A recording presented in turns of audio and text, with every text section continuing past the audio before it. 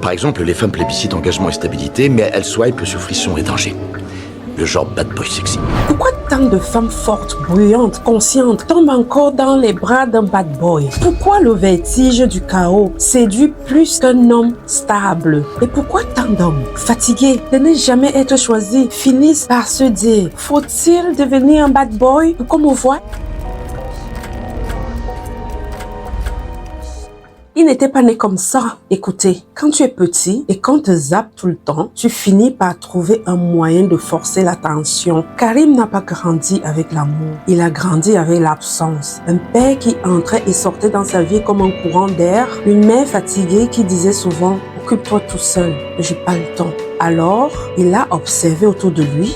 Il a appris à lire les gens, à deviner ce qu'ils voulaient entendre et surtout ce qui les faisait rester. Et très tôt, il a appris une chose. Quand tu n'as jamais reçu d'amour, tu n'apprends pas à en donner. Tu apprends à le simuler plutôt pour survivre. Karim ne drague pas. Il fait des mises en scène. Il entre dans une scène et il repère celle qui doute d'elle toujours. Je t'ai vu. T'es pas comme les autres, hein? Vous avez déjà entendu ça, n'est-ce pas? Et vous avez voulu y croire. Ne mentez pas, hein? On veut tous croire qu'on est à part. Mais ce n'était pas pour vous. C'était pour le pouvoir. Il donne beaucoup au début, puis il retire. Crée le manque et vous le confondez à l'amour. Parce que oui, ça marche. Parce qu'il y a toujours quelqu'un pour dire: tu es différent des autres. Et chaque fois qu'une femme s'excuse, alors que c'est lui qui a créé le doute ou le manque, chaque fois qu'elle se dit que c'est elle qui a mal compris, il gagne en preuve des trophées, des âmes qu'il n'a jamais vraiment aimées, qui ne l'ont jamais oublié. Et vous savez ce qui est terrifiant? Il ne se sent jamais coupable.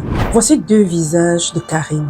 L'amoureux parfait, présent et souriant, et puis l'homme qui disparaît dès que vous commencez à y croire. Karim vous fait sentir spécial. Et dès que vous vous y habituez, il coupe tout.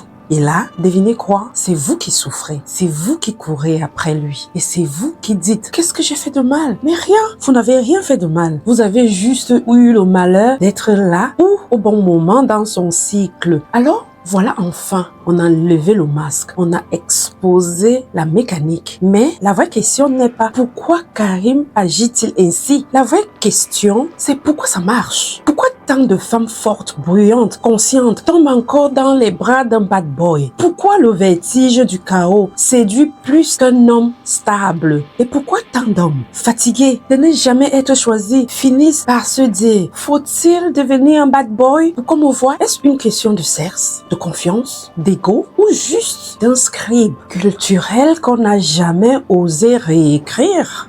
Parce qu'au fond, il y a cette peur que personne ne veut nommer. Peut-on encore aimer sans devoir se trahir un peu? Certaines femmes à 35 ans, 3 enfants, 3 pères différents finissent par dire ceci: j'ai pas du tout eu de la chance. Et certains hommes, à force d'être ignorés, deviennent amers, fermés et durs. Pas parce qu'ils le veulent, mais parce qu'ils pensent que c'est le seul moyen pour eux d'exister. Ce n'est plus une histoire d'amour, c'est devenu une histoire de survie sociale. Tu veux comprendre ce qui se joue vraiment dans ce grand théâtre d'émotions, de relations? Alors fais un commentaire en disant: je veux comprendre, et tag-moi quelqu'un, pas pour le réveiller, mais pour l'épargner de ce tourbillon. Parce que la vérité ne flatte pas, mais elle sauve du mensonge. Merci et à très vite.